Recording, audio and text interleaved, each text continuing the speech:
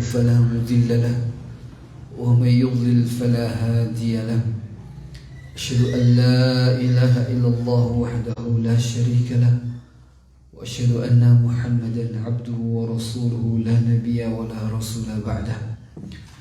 قال الله تعالى في كتابه الكريم: يا أيها الذين آمنوا اتقوا الله حق تقاته ولا تموتن إلا وأنتم مسلمون.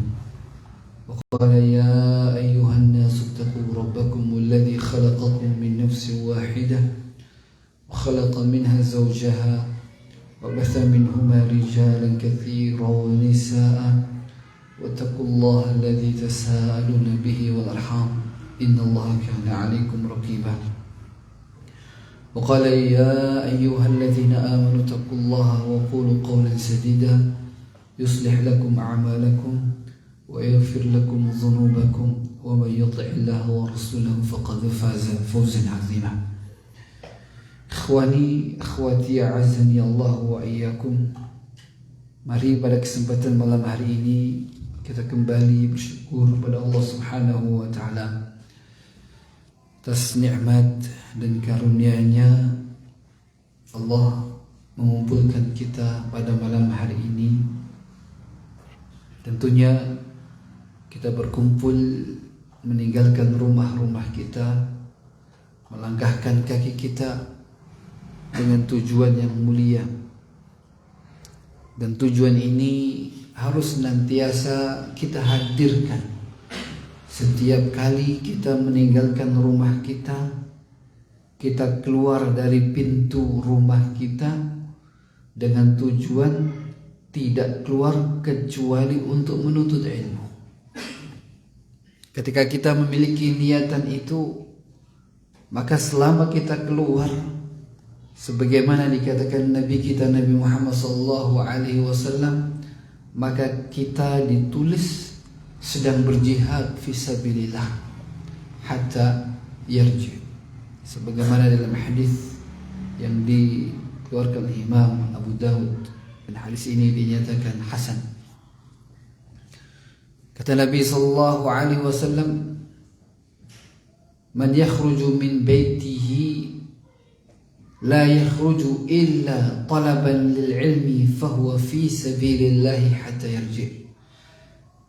Atau kama qala Nabi sallallahu alaihi wasallam, barang siapa yang keluar dari rumahnya, ia tidak memiliki niatan apapun keluar dari rumahnya itu kecuali dengan tujuan untuk menuntut ilmu, maka kata Nabi sallallahu alaihi wasallam, fahuwa fi sabilillahi hatta yarji. Maka orang itu ditulis oleh Allah Subhanahu wa taala sedang berjihad fi sabilillah sampai dia kembali. Maka ini harus kita hadirkan supaya kita betul-betul mendapatkan pahala yang Nabi kita Nabi Muhammad sallallahu alaihi wasallam janjikan. Kenapa? Innamal a'malu binniyat.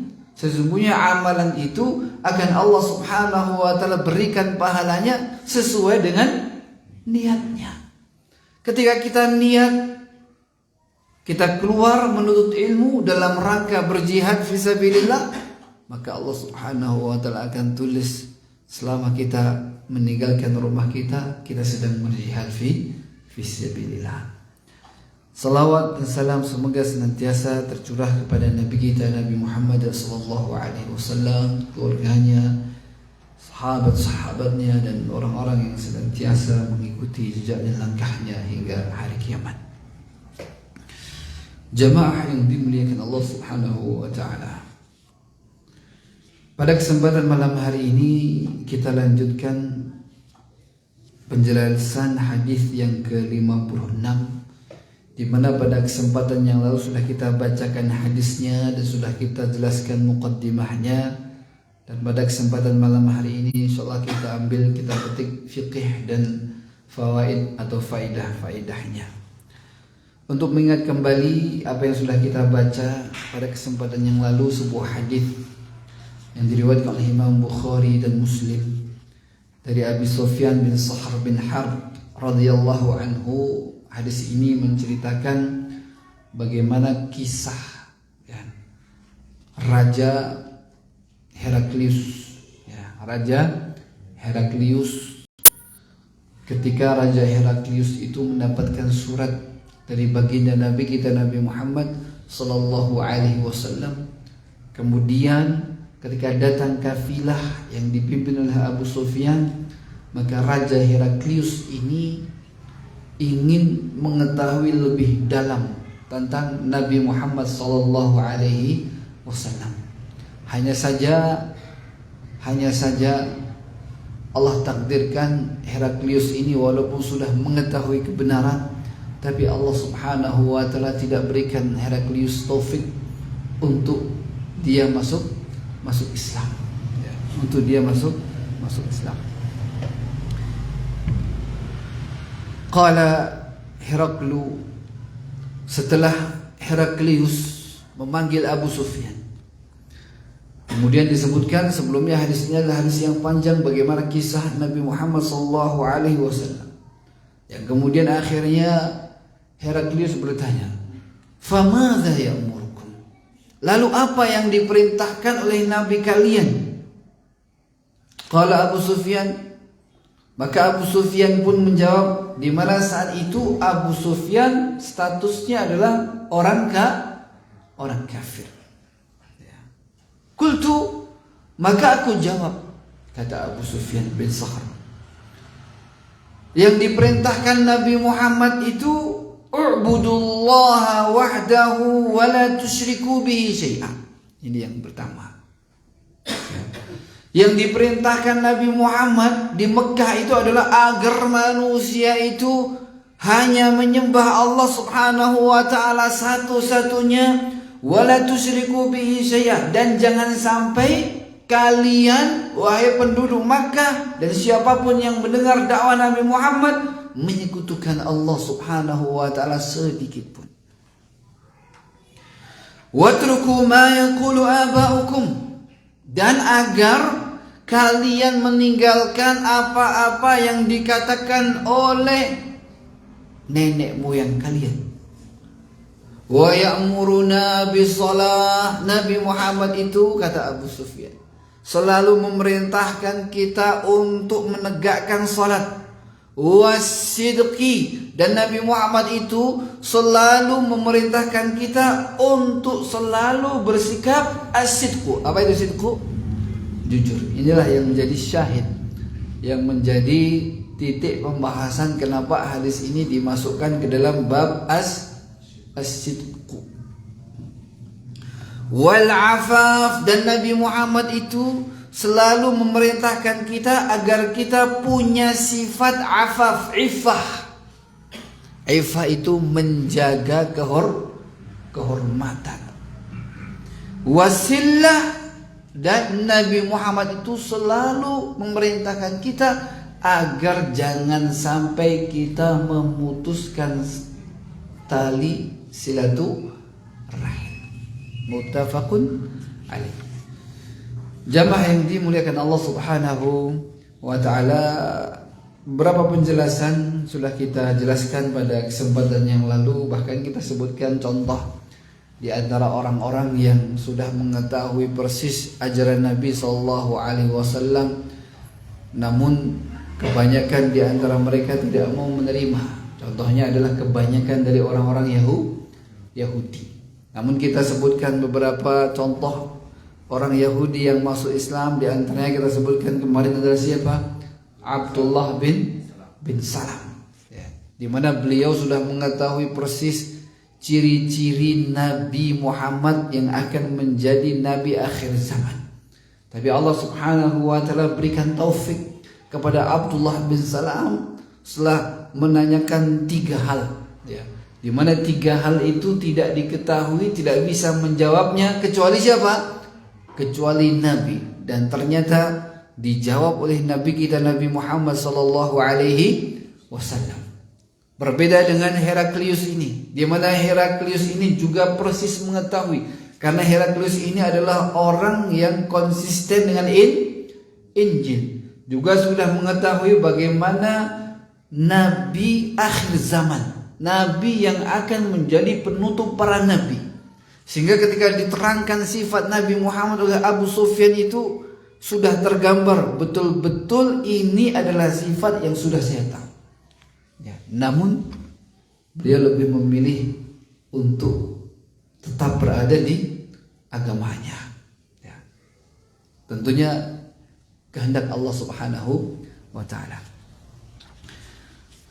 Jamaah yang dimuliakan Allah Subhanahu wa ta'ala. Yang pertama perlu kita bahas, dan inilah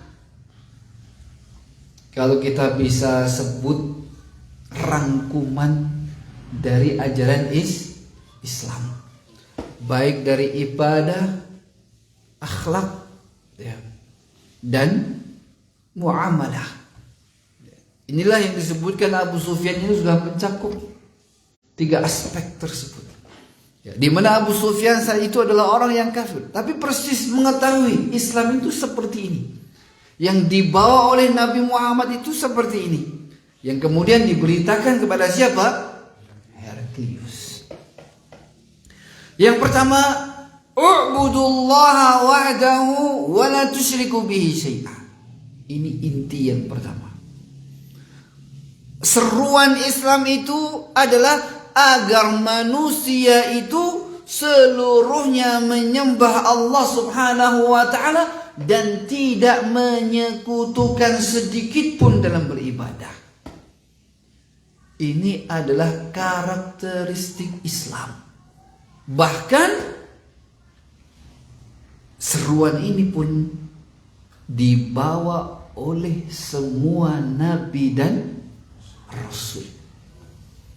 Sehingga kalau kita sebut dari sejak Nabi Adam alaihissalam, Nabi Nuh, Nabi Ibrahim, kemudian sampai ke Nabi Musa, Nabi Isa, Nabi Muhammad sallallahu alaihi wasallam, maka seruan intinya adalah sama. Ani'budullaha wajtanibu taghut. Agar manusia itu menyembah Allah Subhanahu wa ta'ala dan meninggalkan sesembahan selain Allah Subhanahu wa ta'ala. Maka kalau kita bertanya apa agama Nabi Isa alaihissalam, apa jawabannya? Islam. Apa agamanya Nabi Musa? Islam. Apa agamanya Nabi Ibrahim? Islam. Apa agamanya Nabi Nuh? Islam. Ya. Karena inilah Islam. Islam itu adalah seruan, ya. Sebagaimana para ulama mengatakan, apa Islam itu? Islam itu definisinya terbagi menjadi 2. Ya. Islam itu definisinya terbagi menjadi 2. Yang pertama adalah Islam dengan definisi secara umum. Islam dengan definisi secara umum. Secara umum itu apa? Yaitu sebagaimana disebutkan para ulama, al-istislamu lillahi bitauhid wal inqiyadu lahu bitta'ah wal bara'atu minasyirki wa ahli. Itulah Islam. Definisi Islam itu apa? Al-istislamu lillah, menyerahkan diri kepada Allah Subhanahu wa ta'ala, bitauhid, dengan penuh tauhid, mengesahkan Allah Subhanahu wa ta'ala, tidak menyekutukannya sedikit pun. Walinqiyadu lahu bitta'ah, dan memiliki sikap tunduk penuh ketaatan. Apapun yang datang dari Allah Subhanahu wa ta'ala, sami'na wa ata'na. Itulah Islam. Menyerahkan diri, berserah diri kepada Allah Subhanahu wa ta'ala. Pasrah. Pokoknya kalau ini perintah Allah, khalas. Sami'na wa ata'na. Itulah Islam. Ya. Dengan tauhid, dengan penuh ketundukan, wal bara'atu minasyirki wa ahlihi, dan harus berlepas dari perbuatan syirik dan pelakunya. Perbuatan syirik dan pelakunya.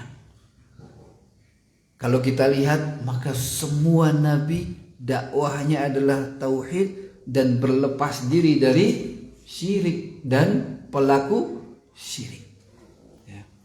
Semua nabi seperti itu. Maka kalau kita tanya apa agama Nabi Musa, jawabannya apa? Islam.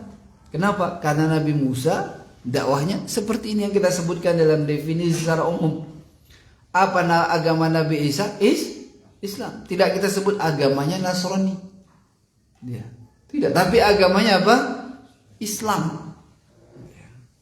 Kenapa? Karena definisi Islam itu adalah mentauhidkan Allah, menyerahkan diri kepada Allah dengan penuh tauhid dan ketundukan, dan berlepas diri dari perbuatan syirik dan pelakunya. Itulah Islam.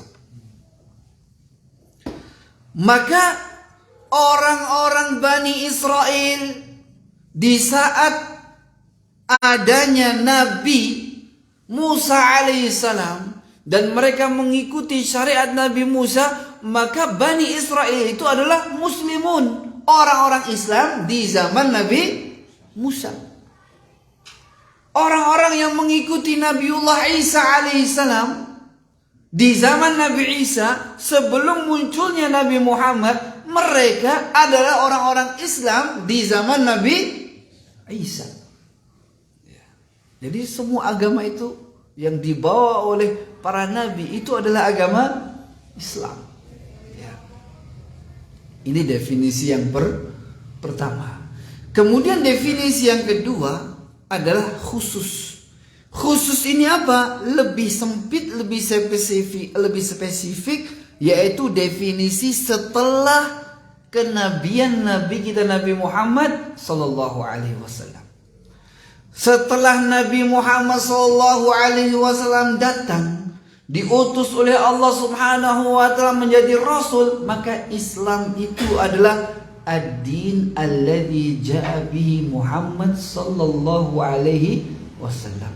Islam itu adalah agama yang dibawa oleh Nabi Muhammad sallallahu alaihi wasallam. Sehingga definisi Islam setelah kenabian Nabi Muhammad menjadi sempit. Orang-orang yang mengikuti Nabiullah Isa sebelum munculnya Nabi Muhammad, mereka disebut orang Islam. Tapi begitu datang Nabi Muhammad, maka tidak lagi orang-orang yang mengikuti Nabi Isa tidak lagi bisa disebut dengan apa?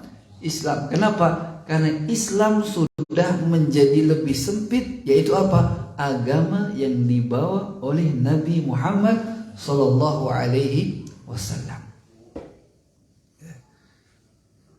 Maka dari situ mereka keluar dari Islam ketika mereka tidak mau mengikuti Nabi kita Nabi Muhammad. Sehingga disebutkan dalam hadis, "Walladzi nafsi Muhammadin biyadihi la yasma'u bi yahudiyyun wala nasraniyyun thumma la yu'minu bi aw bima ji'tu illa kana min ahli nar."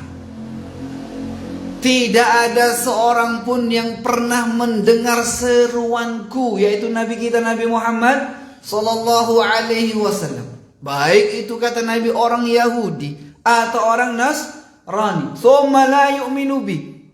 Setelah dia mengetahui dakwahku, mengetahui ajaranku, tapi dia tetap bersikukuh mengikuti ajaran sebelumnya, mengikuti syariat Nabi Musa, mengikuti syariat Nabi Isa, illa kana min ahli nar, kecuali nanti dia pasti akan jadi penghuni neraka.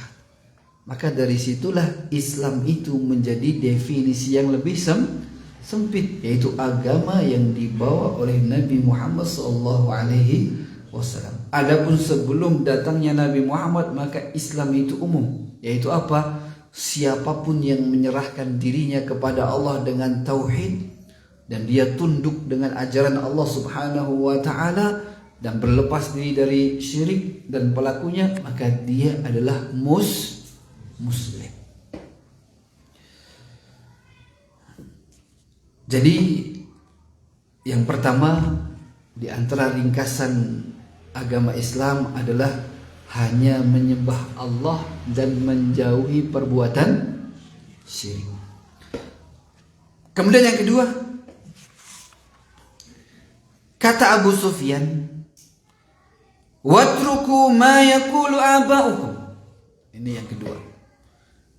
Nabi Muhammad itu selalu menyeru umat ini agar kita itu jangan terus ngikutin siapa?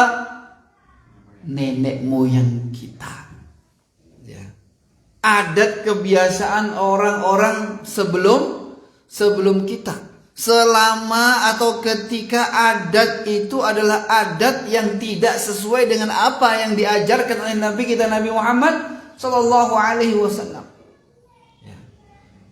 Dan ini adalah poin yang kedua, ya, bahwa Islam itu adalah bagaimana meninggalkan kebiasaan orang terdahulu. Ya. Tapi yang ditinggalkan adalah kebiasaan yang tidak sesuai dengan nilai-nilai Islam. Ini yang menjadi tantangan. Yang menjadi tantangan waktu itu penduduk Makkah. Di mana penduduk Makkah itu memiliki kebiasaan-kebiasaan peribadatan menyekutukan Allah Subhanahu wa taala, syirik, tatoyur dan hal-hal yang lainnya. Tantangannya adalah bisa tidak meninggalkan kebiasaan nenek moyang kalian. Di tempat kita ini juga menjadi tantangan. Masyarakat kita Indonesia sebelum datang Islam pasti sudah memiliki apa? Adat istiadat yang terus estafet diwariskan dari generasi ke generasi. Islam itu apa? Utruku ma yaqulu aba'ukum. Tinggalkan kebiasaan-kebiasaan orang dahulu. Ini tantangan. Ya. Ini tantangan. Ya. Mau nggak kita menerima ini? Kemudian kita meninggalkan apa? Meninggalkan kebiasaan lama kita, di mana kebiasaan lama itu adalah kebiasaan yang menyelisihi syariat. Makanya Allah Subhanahu wa taala menceritakan orang-orang Makkah saat itu. Ketika mereka ditegur terhadap perbuatan mereka, wa idza fa'alu fahishatan qalu wajadna 'alaiha aba'ana wallahu amarna biha. Itu mereka. Ketika mereka ditegur, jangan begini-begini, ini adalah perbuatan yang tidak baik. Apa dalih mereka? Qalu wajadna 'alaiha aba'ana. Ya begini, dulu bapak-bapak kita melakukan. Gak usah kalian usik-usik. Ini sudah menjadi apa? Tradisi. Wallahu amarna biha. Dan ini yang diperintahkan Allah. Dengan dalih, buktinya bapak-bapak kita melakukan hal yang seperti ini. Sehingga Nabi Muhammad diperintahkan ketika mereka menjawab seperti, Kul ya Muhammad, innallaha la ya'muru bil fahsya. Allah itu tidak pernah menyuruh manusia, memerintahkan manusia untuk melakukan perbuatan yang keji ataupun mungkar. Ya. Maka walaupun mereka berdalih, sudah tradisi, sudah lama kayak begini, ya. Ketika itu adat itu, tradisi itu tidak sesuai dengan ajaran Islam, maka ini tantangan, berani tidak meninggalkan itu. Ya. Sehingga Islam itu adalah merubah apa yang biasanya dulu kita lakukan.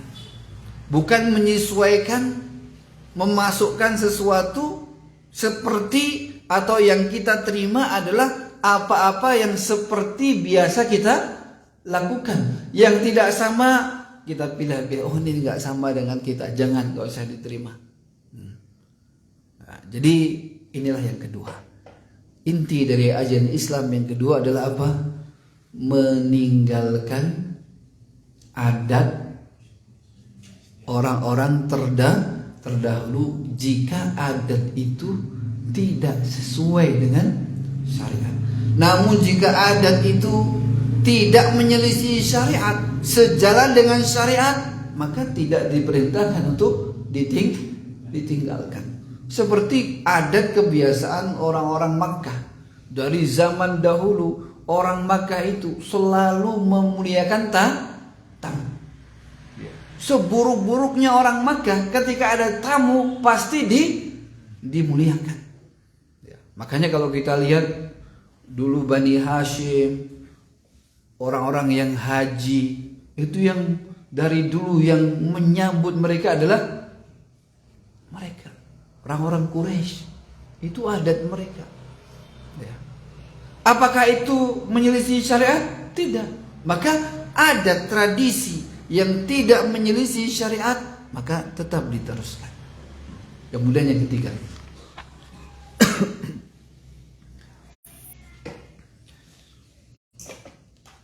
wa ya'muruna bis-shalah, kata Abu Sufyan. Dan Nabi Muhammad itu memerintahkan kita untuk menegakkan sholat. Ya. Ini adalah tanda Islam, tanda lahiriah. Ya. Perbuatan atau yang menjadi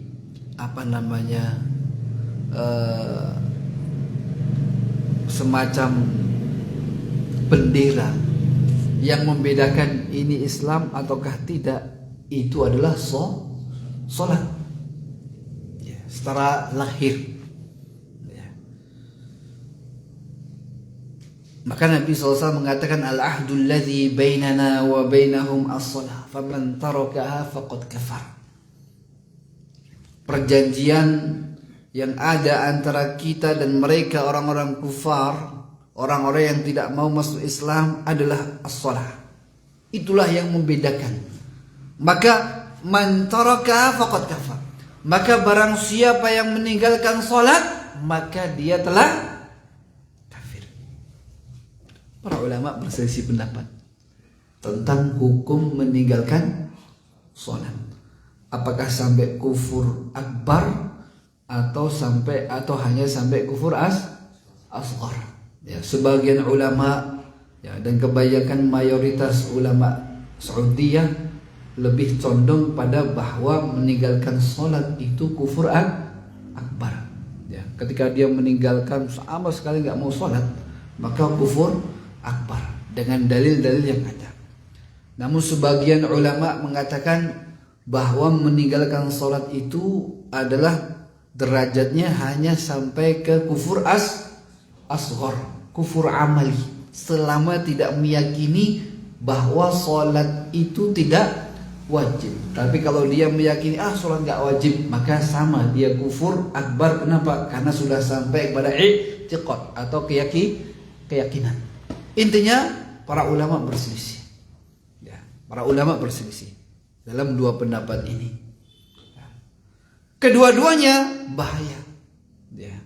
Walaupun itu kufur asghar, maka ketika itu adalah kufur asghar, maka konsekuensinya dia tetap nanti akan masuk surga ya. Namun mesti harus melalui neraka jahanam ya. Dan perselisihan ini sudah ada dari kalangan sahabat radhiyallahu anhum. Intinya jamaah yang dimuliakan Allah Subhanahu wa taala, yang ketiga di antara karakteristik ajaran Islam adalah apa? As-shalah. Dan mari kita ajak ya umat Islam ya, saudara-saudara kita untuk mengerjakan salat. Ya, Kenapa? Karena ini yang menjadi tanda, yang menjadi pembeda. Sebagaimana kata Nabi Shallallahu Alaihi Wasallam, apakah orang itu Muslim ataukah tidak Muslim? Tandanya adalah apa? Salat. Ya, tandanya adalah salat. Kemudian yang keempat, ya, wa kana ya'muruna bis-sidqi. Dan Nabi Muhammad sallallahu alaihi wasallam itu selalu memerintahkan kita untuk selalu bersikap jujur. Ini juga merupakan karakteristik ajaran agama Islam. Sehingga Nabi sallallahu alaihi wasallam itu sangat benci sekali dengan kedustaan. Dengan bohong itu Nabi Muhammad dan Islam itu sangat anti dengan bohong. Ya. Bahkan Nabi SAW menjadikan bohong itu sebagai salah satu di antara sifat orang-orang munafik. Walaupun itu hanya kufur atau nifak amali. Ya. Nifak amali. Kalau orang itu sukanya bohong, itu ada kemunafikan di dalam dirinya. Walaupun nifaknya bukan nifak yang mengeluarkan dia dari agama Islam, tapi dia sudah memiliki sifat seperti orang munafik. Ya, sebagaimana kita dengar dalam hadis, di antara tanda-tanda orang munafik itu ada 3, di antaranya apa? Idza hadatsa kadzaba. Kalau berbicara sukanya apa? Bahkan Nabi SAW sangat tidak suka, ingin orang itu membahagiakan temannya dengan canda tawa, pengennya membuat suasana yang renyah, ya, sehingga ada canda tawa, tapi di situ ada unsur dusta. Maka Nabi kita Nabi Muhammad sudah wanti-wanti, wailun lahu liman haddatha fakadzaba liyudhika bihil qaum. Celaka. Siapa? Orang yang ngomong bikin lelucon supaya orang yang di sekitarnya tertawa, tapi leluconnya adalah lelucon yang dusta. Walaupun hanya sekedar guyonan, ya, Nabi kita Nabi Muhammad SAW sangat hati-hati sekali, ya, sangat hati-hati sekali. Kemudian Nabi SAW mengatakan wailun lahu, summa wailun lahu, summa wailun lahu, 3 kali. Celaka orang yang seperti itu, celaka orang yang seperti itu, celaka orang yang seperti itu. Ini menunjukkan bahwa agama Islam itu adalah agama yang betul-betul meninggikan sikap kejujuran dalam akidah, dalam muamalah, ya, selalu ditinggi. Makanya kalau kita lihat dalam kitab fikih jual beli misalnya, maka kejujuran itu diantara unsur yang menjadikan transaksi jual beli itu menjadi transaksi yang apa? Berkah. Menjadi transaksi yang berkah. Yang kelima.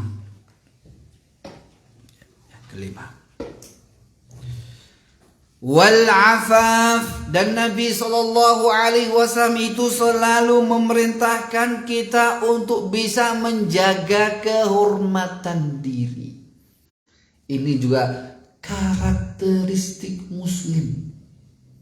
Orang Islam itu tidak boleh merendah, ya, di hadapan manusia, harus setara.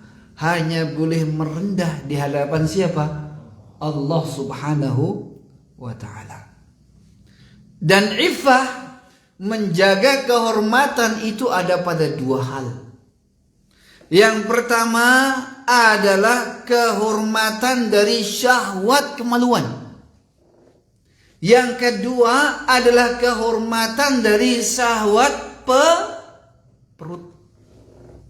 Itu yang harus dijaga. Ya. Syahwat, kemaluan, jelas Allah Subhanahu wa taala menutup segala sesuatu yang menghantarkan manusia menjadi rendah karena melakukan perbuatan yang terjatuh ke dalam penghilangan terhadap penjagaan kehormatan diri. Di antaranya adalah zina.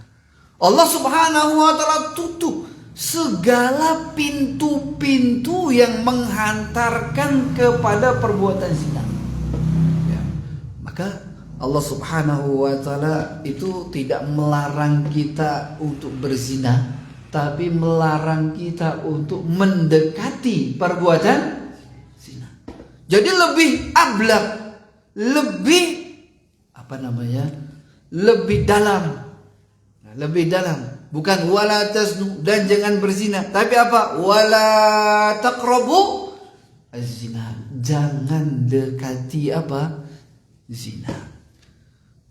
Maka dalam syariat segala sesuatu yang bisa mengantarkan orang ke dalam perbuatan zina pasti diharamkan. Khulwah. Khulwah itu apa? Berdua-duaan laki-laki dan perempuan. Pasti diharamkan. Kenapa? Karena itu adalah jalan menuju zina. Bersentuhan laki-laki dan perempuan yang bukan mahram ditutup oleh Allah Subhanahu wa taala. Kenapa? Karena itu jalan yang bisa menghantarkan ke dalam perbuatan zina. Seorang perempuan tidak boleh safar kecuali dengan mahram. Kenapa? Dikhawatirkan itu juga bisa menghantarkan perempuan tersebut dinodai. Maka segala pintu yang bisa menghantarkan manusia terjatuh ke dalam kehilangan iffah, kehormatan diri, dalam syariat ini ditutup. Ya. Ikhtilat. Nah, ikhtilat itu apa? Campur baurnya laki-laki dan perempuan. Ya. Campur baurnya laki-laki dan perempuan. Juga Allah Subhanahu wa taala larang. Kenapa? Itulah di antara jalan-jalan yang bisa mengantarkan pada perbuatan zina. Itu yang pertama. Menjaga kehormatan dari kemaluan. Yang kedua adalah menjaga kehormatan dari perut. Makanya dalam Islam itu seorang muslim, dan Nabi SAW itu selalu perintahkan seorang muslim itu jangan sampai minta. Bahkan diharamkan kecuali 3 orang yang memiliki 3 kondisi. Sehingga ancamannya orang yang minta-minta itu nanti akan dibangkitkan hari kiamat, wajahnya nggak memiliki nggak memiliki daging. Itu ancaman biar orang itu tidak merendah di hadapan manusia. Bahkan Nabi SAW perintahkan sahabatnya, lebih baik kamu keluar sana cari kayu cari kayu bakar. Setelah itu dikumpulkan, jual di pasar, jual ke orang-orang yang membutuhkan. Itu akan menjaga kehormatan diri daripada keluar kemudian nyadong meminta. Maka inilah karakteristik Islam, agar pemeluk agama Islam itu memiliki kehormatan diri, tidak merendahkan diri di hadapan manusia. Kemudian yang ke-6, yang ke-6 adalah as-silah. Ada 6 ya. Bisolati wasil afah wasilah. Yang terakhir adalah wa ya'muruna bisillah. Ini juga karakteristik Islam. Dan Islam itu selalu memerintahkan agar kita itu menyambung silaturahim. Maka kalau kita lihat dalam Al-Quran juga banyak sekali ayat-ayat yang menganjurkan kita untuk senantiasa jangan sampai memutuskan tali persaudaraan, tali rahim saudara-saudara kita. Al-aqrab fal-aqrab, al-adna fal-adna, yang lebih dekat itu yang lebih utama. Kita punya saudara, adik kakak, maka adik kakak itu lebih kita dahulukan daripada paman kita. Paman kita lebih kita dahulukan daripada paman bapak kita. Ya, paman bapak kita lebih kita dahulukan daripada paman kakek kita. Al-adna fal-adna, al-aqrab fal-aqrab. Ya. Sesuai dengan skala prioritas hubungan kerabat. Ya. Itu yang Allah Subhanahu wa taala perintahkan. Ya. Agar seorang muslim itu selalu memiliki hubungan rahim. Ya. Selalu memiliki hubungan apa? Rahim. Dan jangan sampai diputus. Ya. Jangan sampai diputus. Ya. Dan Nabi kita Nabi Muhammad dan Allah Subhanahu wa taala, ketika Allah Subhanahu wa taala memerintahkan kita dan Nabi Muhammad memerintahkan umatnya untuk menyambung silaturahim. Perintah Allah itu umum. Perintah Nabi Muhammad juga umum. Sambunglah tali silaturahim. Caranya bagaimana? Allah tidak pernah menyebutkan. Nabi tidak pernah menjelaskan. Kaidahnya bagaimana? Ketika suatu perintah diperintahkan oleh Allah Subhanahu wa taala dan tidak dijelaskan detail caranya, Nabi juga memerintahkan dan Nabi tidak menjelaskan caranya bagaimana, maka caranya dikembalikan kepada urf, kepada kebiasaan. Itu kaidahnya. Allah Subhanahu wa taala memerintahkan salat, wa aqimus shalah. Caranya didetailkan tidak? Ada caranya didetailkan. Disebutkan hadis cara sholatnya begini. Maka kita tidak boleh kembalikan kepada kebiasaan orang sholat zaman dulu bagaimana? Gak bisa. Kenapa? Karena caranya sudah didetailkan dalam syariat. Tapi jika perintah itu hanya perintah, caranya bagaimana? Allah tidak menjelaskan, Nabi kita juga tidak mendetailkan seperti apa caranya, maka caranya dikembalikan kepada uruf. Uruf itu adalah kebiasaan setempat. Kalau di tempat kita Indonesia misalnya silaturahim itu dengan cara menziarahi, maka itulah silaturahim, mengunjungi. Ya. Kalau di tempat sana silaturahim itu dengan cara memberikan apa? Hadiah. Saling memberikan, kadang tukar apa? Makanan. Itulah silaturahim. Sesuai dengan tempat, sesuai dengan zaman. Mana atau apa perbuatan apa yang disepakati dalam zaman tersebut atau kaum tersebut, itu adalah perbuatan nyambung silaturahim. Ya. Kalau di kita Masya Allah minimalnya silaturahim itu setahun sekali. Pas opening foto ujung. Itulah adat kita. Dan ternyata adat kita itu tidak ada mukhalafah, penyelisihan dengan syariat. Ya. Kenapa? Karena Allah juga rayakan hari raya. Caranya seperti apa? Tidak ada. Maka merayakan hari raya itu dikembalikan berapa? Uruf. Selama dirayakan pada hal-hal yang tidak menyelisihi syariat, maka silakan. Ya. Kalau di kita dengan silaturahim, mengucapkan taqabbalallahu minna wa minkum minal faizin wal aidin misalnya, kemudian saling berkunjung, itu minimal silaturahim di Indonesia yang kita lakukan. Karena itu adalah batas apa? Minimal. Seandainya silaturahim itu cukup dengan telepon. Sudah zamannya misalnya saudara-saudara minimal sebulan sekali hubungi telepon, itu masih tersambung dan di sana juga merasa masih nyambung, maka itulah silaturahim. Maka silahkan kembalikan kepada apa?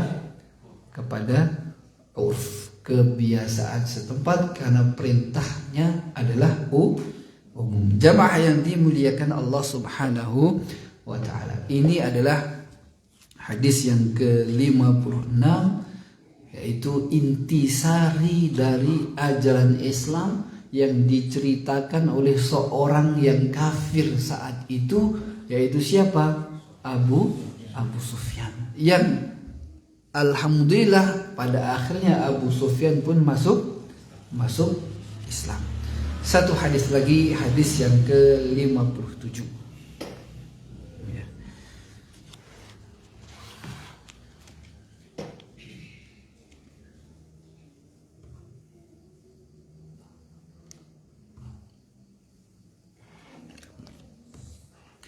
Hadis ke-57.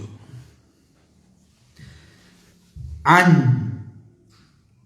Abi Thabit wa qila Abi Sa'id wa qila Abi Walid Sahl ibn Hunayf wa huwa Badri radhiyallahu anhu anna an-nabiy sallallahu alaihi wasallam qala man sa'ala Allah ta'ala ash-shahadah bis-sidq ballaghahu Allah manazil syuhada wa in mata ala firashihi, rawahu Muslim.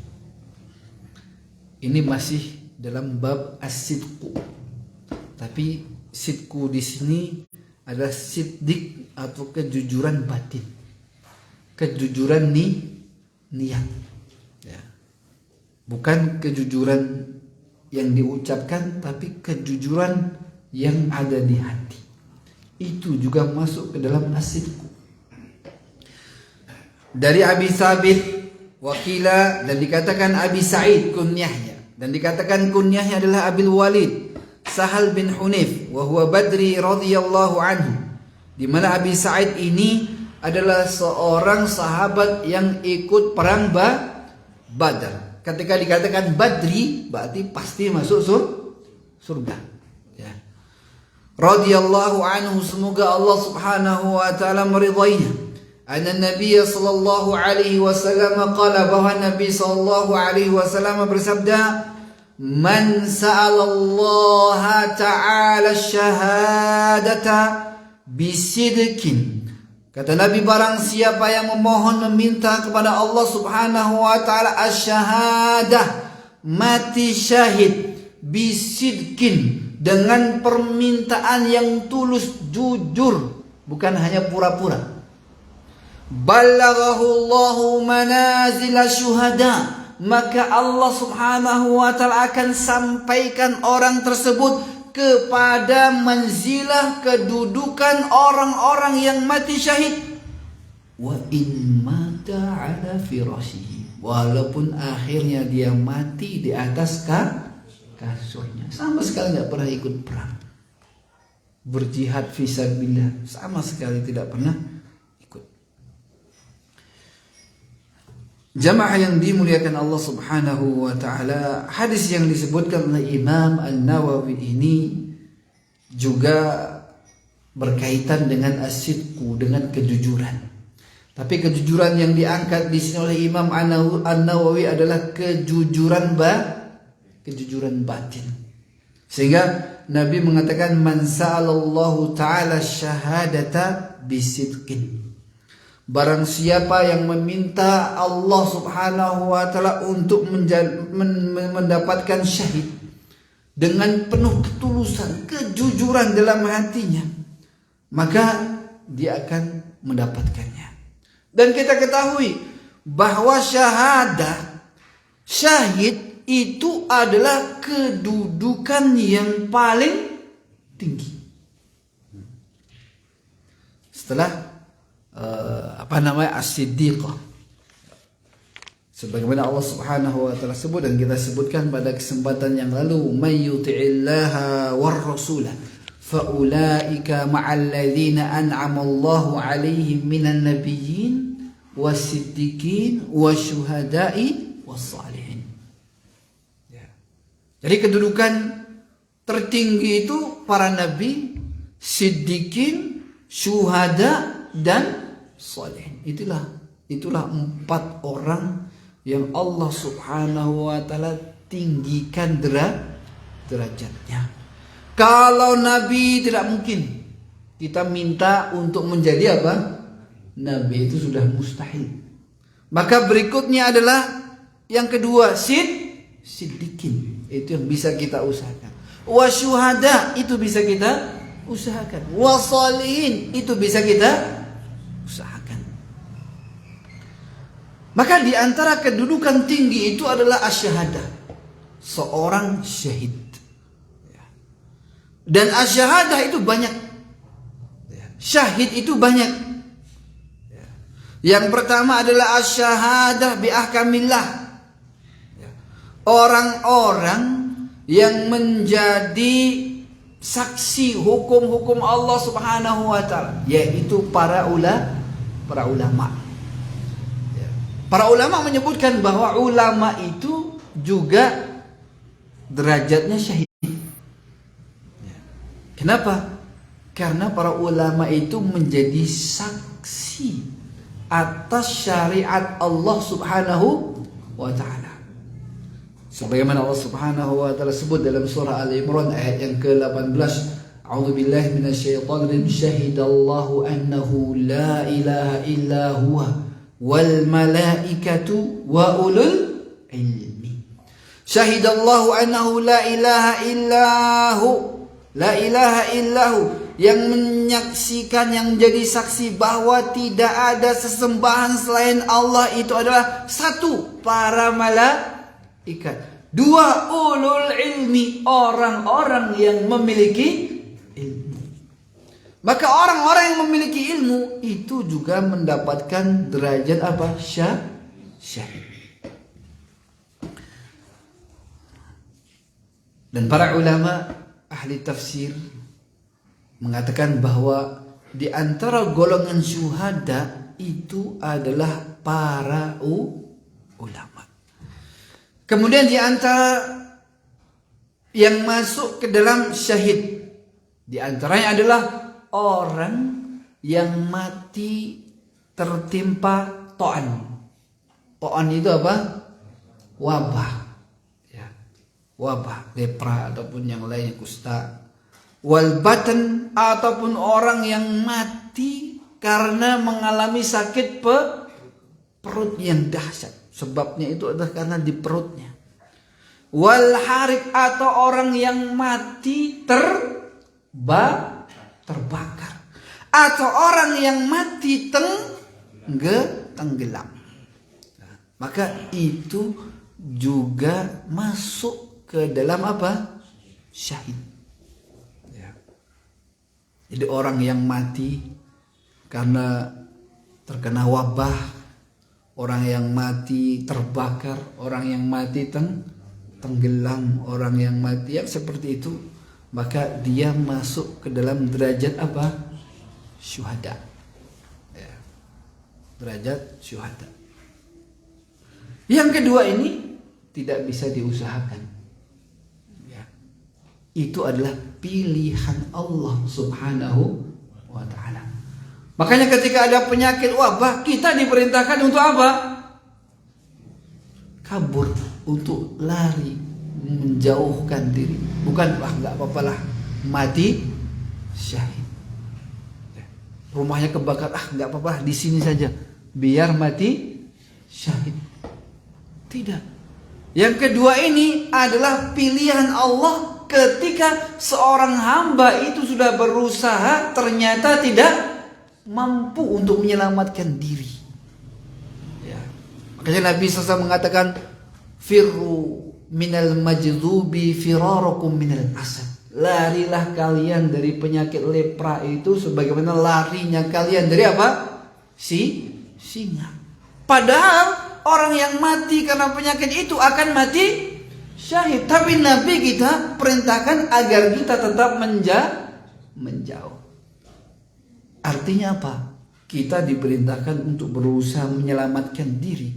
Tapi ketika sudah mentok, kemudian akhirnya mati dengan sebab itu, terbakar, tenggelam, kemudian sakit perut ataupun yang lainnya, dan akhirnya mati, maka imbalan dari Allah Subhanahu wa taala matinya adalah mati syahid. Kemudian di antara para syuhada yang sangat tinggi tentunya adalah alladzina qutilu fi sabilillah. Orang-orang yang terbunuh mati di dalam peperangan dalam rangka membela agama Allah Subhanahu wa taala. Dan ini adalah derajat yang paling tinggi dari para syuhada. Para syuhada itu sangat banyak, sebagaimana tadi kita sebutkan di antaranya. Tapi yang paling tinggi syuhada level 1 itu adalah orang yang mati gugur dalam peperangan membela agama Islam. Ini yang tidak ada bandingannya. Orang yang mati tenggelam, iya syahid. Orang yang mati terbakar, iya syahid. Orang yang mati sakit perut, iya syahid. Tetapi kalau dibandingkan dengan orang yang berperang kemudian dia mati, maka yang paling tinggi adalah orang yang berperang kemudian dia mati. Wala tahsabanna alladzina qutilu fi sabilillahi amwata bal ahya'un 'inda rabbihim yurzaqun. Jangan kalian kira orang-orang yang gugur dalam medan perang itu mati. Mereka itu adalah orang-orang yang tetap hidup. Mereka diberikan rizki di sisi Allah Subhanahu wa ta'ala. Jadi kehidupan atau kematian mereka itu adalah kehidupan, yaitu orang-orang yang mati syahid. Sehingga kalau kita lihat dalam hadis, orang-orang yang mati syahid itu pengen hidup lagi, kemudian apa? Mati lagi, pengen hidup lagi, mati lagi, pengen hidup lagi, kemudian mati lagi. Kenapa? Karena ternyata begini ya rasanya ketika kita sudah sampai di alam barzah mati syahid, pengen mengulangi lagi. Ya, pengen mengulangi lagi. Itulah yang tertinggi.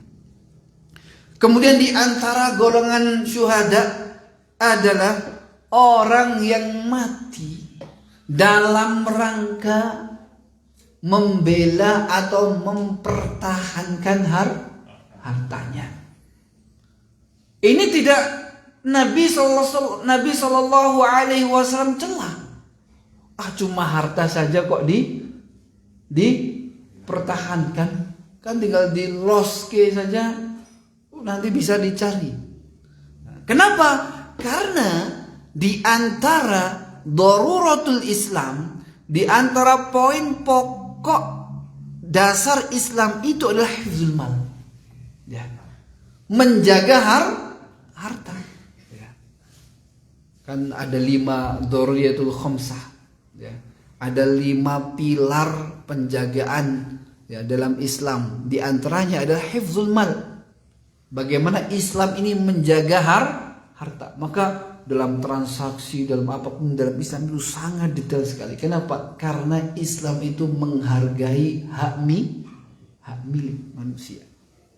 Dalam hal ini, ya, Nabi Sallallahu Alaihi Wasallam pernah ditanya oleh sahabatnya, "Ya Rasulullah, ara'aita ya Rasulullah, in ja'ani rajulun yatlubu mali unwatan." Wahai Rasul, bagaimana menurutmu jika tiba-tiba ada orang yang menghadangku, memaksa menyerahkan hartaku? Qala Nabi, la tu'ti mal. Jangan engkau berikan. Ini menunjukkan bahwa syariat Islam memerintahkan kita agar kita mempertahankan harta. Jangan rela untuk diambil harta kita tanpa hak. Qala ara'aita in qatalani? Qala qatilhu. Ya Rasulullah, bagaimana ketika saya tidak kasihkan harta saya dan ternyata dia melawan, berusaha untuk melukaiku, qatilhu. Berusaha untuk lawan dia. Jangan biarkan dia mengambil hartamu. Ketika orang tersebut memaksamu, bahkan berusaha untuk membunuhmu, bela. Ya.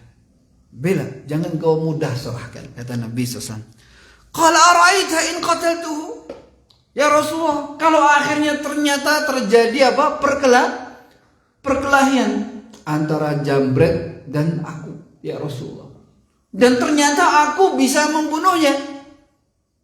Qala huwa finnar. Enggak apa-apa. Dia yang di neraka, yaitu jambret tersebut yang di neraka. Ya, tapi kalau di Indonesia kayaknya beda, Pak ya. Yang membunuh pasti akan di penjara. Ya. Huwa finnar. Ya. Maka dia yang di neraka. Bela saja. Ketika dia sudah berusaha membunuh, maka kamu juga ketika engkau tidak bisa membelamu kecuali dengan membunuhnya, maka tidak apa-apa, lakukan. Dia yang di neraka. Kemudian sahabat tadi bertanya, ara'aita in qatalani? Lalu kalau sebaliknya bagaimana ya Rasul? Ana sudah duel, kelopak, akhirnya aku yang mati ya Rasul. Qala fa anta syahid. Kamu mati syahid. Jamaah yang dimuliakan Allah Subhanahu wa taala. Inilah yang disebutkan Nabi SAW di antara derajat syuhada itu adalah orang yang mati membela apa? Atau mempertahankan apa? Hartanya. Maka mempertahankan harta itu juga sifat mulia. Ya, itu menunjukkan bahwa inilah muslim. Ya, tidak mudah apa? Menyerah. Tapi ya silahkan, ini istihad masing-masing ya. Istihad masing-masing. Wah kayaknya nggak berani, saya pakai celurit, tangan kosong. Monggo Pak, niki kunci nih Pak. Pulang jalan kaki. Ya, terserah kalau memang tidak punya lebih, wah kayaknya kalah ini. Mikir anakku telu, bojoku cek enom. Ya Allah. Serah. Monggo Pak, pendet mawon Pak. Sing penting anak apa? Selamat kan gitu. Ya itu tidak masalah. Tapi ketika dia berani untuk melawan, maka seandainya dia mati, maka dia akan mati syahid. Kemudian Nabi SAW mengatakan, wa in mata ala firashihi, walaupun dia mati di atas ranjangnya. Jamaah yang dimuliakan Allah Subhanahu wa taala. Nabi sallallahu alaihi wasallam di sini mengatakan, man sa'alallahu syahadah. Barang siapa yang minta kepada Allah mati syahid. Maka yang dimaksud mati syahid ini adalah mati yang mana? Tadi kita sebutkan contoh-contoh mati syahid. Yang dimaksudkan dalam hadis ini yang mana? Iya, yang berperang. Ya, berperang membela agama Allah Subhanahu wa taala. Ini yang dimaksudkan dalam hadis ini. Man sa'alallahu syahadah, barang siapa yang meminta kepada Allah Subhanahu wa taala agar dia bisa mati syahid dengan tulus, jujur hatinya. Jujur hatinya itu apa? Ya Allah, berikanlah aku kematian mati syahid dengan tulus pengen. Dalam arti apa? Nanti ketika ada musuh datang, maka dia siap untuk melawan. Nanti ketika ada orang kafir menyerang Islam, dia siap untuk melawan. Sebelum terjadi itu, dia sudah minta dengan tulus. Ya. Dan ketulusan itu akan dibuktikan ya, ketika terjadi. Ya, apakah betul-betul ikut atau dia mundur. Ya. Seandainya memang dia tulus minta mati syahid, dan ternyata tidak pernah ada perang semasa hidupnya, tidak pernah ada peperangan antara umat Islam dan orang-orang kafir. Karena memang kondisinya adalah kondisi yang damai. Tidak ada umat kafir yang menyerang umat Islam. Hidupnya damai. Ya. Tetapi dalam hatinya dia memiliki niat, seandainya nanti ada perang, seandainya nanti ada peperangan dalam menegakkan kalimat Allah, aku akan ikut dengan jujurnya hati. Maka Allah Subhanahu wa ta'ala akan sampaikan orang tersebut ke derajat syuhada, walaupun dia mati di atas ranjangnya dan tidak pernah ikut perang. Inilah pentingnya sidqun niat, tulus dan kejujuran niat. Maka jamaah yang dimuliakan Allah Subhanahu wa ta'ala, jujur yang ada di dalam batin itu juga sangat penting, bahkan bisa meningkatkan derajat manusia, di mana amalan ini tidak bisa dilihat oleh manusia. Ternyata orang ini yang biasa-biasa saja ibadahnya di dunia, dulu kita lihat sholatnya cuma sholat fardu 5 waktu, bangunnya juga mepet-mepet adzan subuh. Di akhirat ternyata kedudukannya lebih tinggi. Kenapa? Ternyata hatinya itu memiliki sidqun niat, yang rajin sholat 5 waktu, ditambah dengan sholat rawatib, ditambah dengan tahajud dan yang lainnya, tidak pernah memiliki sidqun niat untuk meminta yang seperti itu. Bisa jadi di akhirat sana orang yang biasa saja tapi batinnya tinggi, itu diangkat oleh Allah Subhanahu wa ta'ala. Sehingga disebutkan dalam hadis bahwasanya Allah Subhanahu wa ta'ala itu menulis segala kebaikan. Maka disebutkan, barang siapa yang meniatkan amalan kebaikan dan tidak melakukannya, maka Allah akan tulis satu kebaikan tersebut, padahal dia tidak melakukan. Dengan syarat apa? Sidqun, bukan pengen-penginan tok. Pengen tapi artinya kalau saya diberikan kesempatan saya akan lakukan. Itu sudah ditulis, seakan-akan orang itu sudah melakukan ibadah tersebut. Kenapa? Karena ada ketulusan hati. Kalau dia mampu mengerjakannya sungguhan, Allah lipatkan 10 kali lipat, bahkan 100, bahkan sampai 700, bahkan sampai tidak terhingga. Itu cara Allah Subhanahu wa ta'ala menulis kebaikan. Jadi apa yang ada dalam hati ini sangat berharga.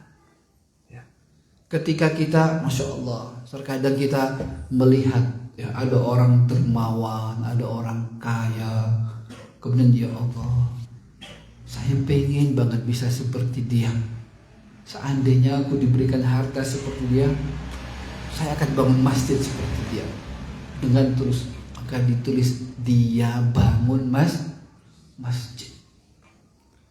Tinggi sekali. Selama betul-betul keinginan itu muncul dari hati yang tulus. Bukan hanya sekedar pengen-penginan tapi tidak ada usaha.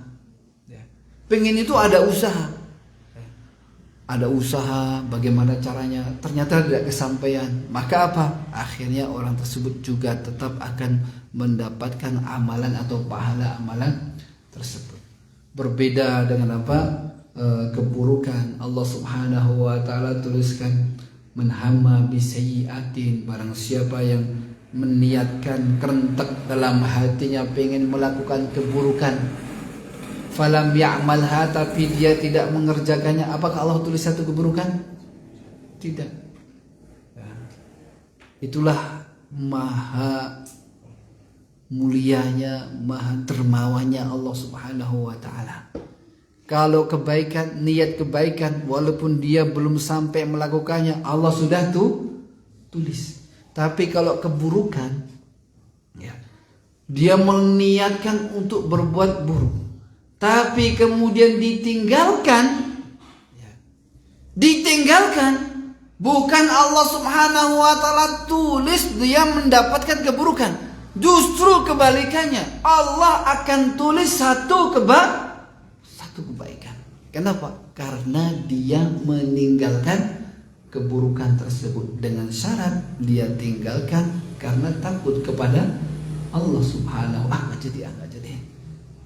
Wah, ini ancamannya daripada sengsara dunia akhirat. Berarti dia dapat satu kebaikan. Tapi kalau orang itu membatalkan niat buruknya bukan karena Allah Subhanahu wa ta'ala, ya, maka tetap ditulis. Kenapa tidak lakukan? Karena belum sempat saja. Ya, belum sempat saja. Tetap Allah Subhanahu wa ta'ala tulis dia melakukan keburukan itu. Ya. Makanya disebutkan dalam hadis ketika ada dua orang Islam yang saling membunuh, maka apa kata Nabi? Al-qatil wal maktul finnar. Ada dua orang Islam kok kelahi saling bunuh-membunuh. Kata Nabi apa? Al-qatil wal maktul finnar. Yang membunuh dan yang dibunuh di neraka. Para sahabat kaget. Ya Rasulullah, amal qatil, adapun yang membunuh, iya kita terima. Dia di neraka karena membunuh apa? Orang muslim, orang mukmin. Fama balul maktul. Lalu bagaimana yang dibunuh kok di neraka? Apa kata Nabi? Karena dia sebenarnya juga sudah ngebet banget pengen bunuh, hanya saja kedahuluan. Ya. Sehingga kata Nabi apa? Al-qatil wal maktul finnar. Yang dibunuh dan yang terbunuh sama-sama di neraka. Padahal yang membunuh ini tidak melakukan dosa pembunuhan, tapi tetap Allah Subhanahu wa ta'ala masukkan dalam dosa membunuh. Kenapa? Karena dia sudah berambisi. Hanya saja dia gagal melakukannya, tidak meninggalkannya karena takut pada Allah, tapi karena terlewatkan kesempatan. Sama kayak ada orang mau mencuri, sudah naik pagar, ya, kemudian diteriakin maling, kabur dia. Akhirnya dia nggak nyuri. Apakah Allah tulis satu kebaikan? Tidak. Tetap Allah tulis apa? Satu keburukan. Kenapa? Karena dia meninggalkan kemaksiatannya, bukan karena apa? Takut kepada Allah Subhanahu wa ta'ala. Hanya dia meninggalkan itu karena tidak sempat atau dia tidak mampu. Berbeda ketika dia sudah naik pagar, oh itu ada motornya, terus mikir-mikir, ya Allah, kok nyuri ya? Nyuri kan haram. Mikir-mikir, ada nggak yang maling yang mikir-mikir gitu Pak? Bisa jadi ada, ya. Mikir-mikir, introspeksi, nyuri, kenapa saya nyuri? Jangan nyuri. Padahal dia mampu untuk nyuri, kesempatan ada, dia tinggalkan, maka justru dia mendapatkan satu kebaikan karena meninggalkan kemaksiatan yang sudah diinginkannya dan dia mampu melakukannya, tapi ia tinggalkan karena takut kepada Allah Subhanahu wa ta'ala. Jamaah yang dimuliakan Allah Subhanahu wa ta'ala, ini yang kita bahas pada kesempatan malam hari ini. Kita sebutkan 3 faedah dari hadis yang kedua ini. Yang pertama, sidqul qulub sababun li bulughil matlub. Bahwa tulusnya atau kejujuran hati ini salah satu sebab agar orang itu mencapai kepada tujuannya, ya, mencapai kepada tujuannya, kepada misinya. Ketika orang ingin mendapatkan mati syahid dan ternyata dia memiliki niatan mati syahid, maka dia akan mendapatkan mati syahid. Kemudian yang kedua, istihbabu talabis syahadah wal ikhlas fi dzalika. Di sini dianjurkan bahwa setiap muslim itu harus memiliki niat untuk mati syahid dan ikhlas dengan ketulusan, saya akan membela agama Islam. Itu niatnya. Saya akan membela agama Islam. Ketika agama Islam ini dicederai, saya akan bela. Itu harus ada pada setiap muslim. Saya tidak rela apabila agama Islam ini diinjak-injak. Itu harus ada di dalam hati setiap muslim. Ya. Ketika kita memiliki niatan itu, maka insya Allah masing-masing kita Allah Subhanahu wa Ta'ala sampaikan kepada derajat yang tinggi, yaitu mati syahid. Syekh Utsaimin rahimahullahu ta'ala sampai dalam masalah ini menjelaskan bagaimana kalau ada orang yang dia niatkan, misalnya tentara, dia sudah tekad untuk membela negara. Ketika mati, apakah mati syahid? Kata Syekh Utsaimin rahimahullahu ta'ala, tidak. Ya. Ketika niatnya adalah bela negara saja, ketika dia mati, maka dia tidak termasuk golongan mati syahid. Maka yang perlu diperbaiki adalah ketika dia bela negara, karena negara ini adalah negara Islam, dan dia tidak rela negara yang mayoritas umat Islam ini rusak, ada niatan Islamnya, maka dia masuk ke dalam golongan apa? Syahid. Kenapa? Ada niat dia mati untuk membela Islam yang ada di negara ini. Maka niat itu sangat penting. Kemudian yang terakhir, ikramullahi li hadhil ummah fahuwa yu'tiha biqalilin minal amal ala darajatin fil jannah atau a'la darajatin fil jannah. Inilah kemuliaan Islam. Inilah kedermawanan, kemuliaan Allah Subhanahu wa Ta'ala, di mana Allah Subhanahu wa Ta'ala itu memberikan amalan yang sedikit dengan pahala yang sangat tinggi. Ya. Berbeda dengan umat-umat sebelum Islam. Makanya kalau kita bandingkan, umat-umat sebelum Islam itu umurnya panjang. Ya. Orangnya itu umurnya panjang. Kalau kita ukur, seharusnya amalan mereka lebih apa? Lebih banyak. Ya. Bisa 100 tahun, 200 tahun, 300 tahun. Itu umat-umat zaman dahulu. Bahkan ada yang 1000 tahun umur mereka. Ya. Kalau kita hitung-hitung, seharusnya mereka itu punya banyak amalan. Kenapa? Karena umur mereka semakin panjang. Tapi tetap ketika dibandingkan dengan umat Islam, yang mentok-mentoknya umat Islam itu antara 60 sampai 70, ketika lebih dari itu sudah apa? Sudah bonus. Tetap kata Nabi SAW, umat Islam yang umurnya hanya 60 tahun itu bisa mengalahkan umat-umat sebelum Islam yang umurnya ratusan tahun. Kenapa? Inilah kata kuncinya. Kenapa Allah berikan kemudahan untuk umat Islam? Hanya dengan mengamalkan amalan yang ringan, langsung Allah Subhanahu wa Ta'ala berikan derajat yang tinggi. Demikian jemaah yang dimuliakan Allah Subhanahu wa Ta'ala, apa yang kita sampaikan dari dua hadis ini, bab as-sidqu. Hadis yang pertama mengkhulasahkan atau mengintisarikan tentang karakteristik ajaran Islam yang digambarkan oleh Abu Sufyan. Di antaranya adalah sikap kejujuran. Kemudian hadis yang kedua, yaitu hadis yang ke-57. Nah, hadis yang ke-57 itu mengintisarikan kejujuran batin, bahwa kejujuran batin itu nilainya sangat tinggi. Yang itu adalah ibadah yang tidak dilihat oleh manusia. Wallahu ta'ala bishawab. Semoga Allah Subhanahu wa Ta'ala memberikan kita kemudahan untuk memiliki sikap jujur, baik zahir ataupun batin. Kita tutup dengan doa kafaratul majlis. Subhanakallahumma wa bihamdika asyhadu an la ilaha illa anta astaghfiruka wa atubu ilaik. Assalamualaikum warahmatullahi wabarakatuh.